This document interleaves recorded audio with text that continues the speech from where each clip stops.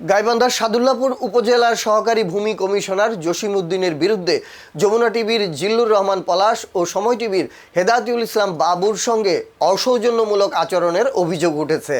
অভিযোগ মতে দাপেরহাট এলাকায় সরকারি এক অর্পিত তফসিলভুক্ত জমি ব্যক্তি মালিকানাধীন দেখিয়ে প্রায় 3 কোটি টাকা ক্ষতিপূরণ আত্মসাতের অভিযোগের বিষয়ে তথ্য ও বক্তব্য নিতে বৃহস্পতিবার 18 জুন বিকেলে সাংবাদিকরা তার কার্যালয়ে যান।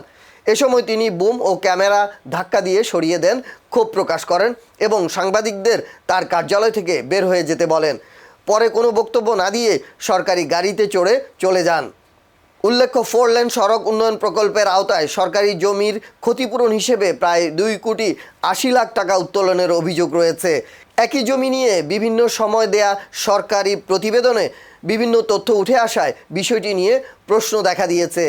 এ ঘটনায় সাংবাদিক মহলে তীব্র ক্ষোভ সৃষ্টি হয়েছে। স্থানীয়রা অভিযোগগুলোর নিরপেক্ষ তদন্ত ও সংশ্লিষ্ট কর্মকর্তার বিরুদ্ধে প্রয়োজনীয় ব্যবস্থা গ্রহণের দাবি জানিয়েছেন। ধাক্কা দিয়ে হয়ে গেলেন, আপনি কি আমাদের সাথে আচরণ খারাপ করলেন?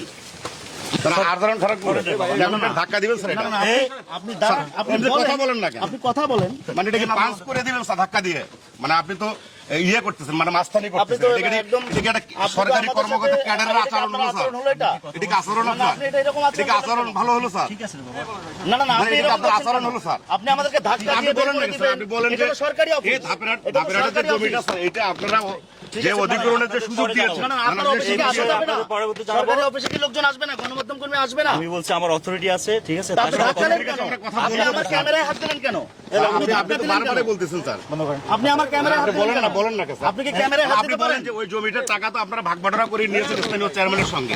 এই বিষয়টা কি স্যার? তহসিলদার প্রতিবেদন দিয়েছে, সরকারের স্বার্থ নেই। আপনি জানি না জন্য তো আসছি, জানি না জন্য তো আসছি। বলেন স্যার, আপনার ওপিনিয়নটা কি? জানি না জন্য তো আসছি।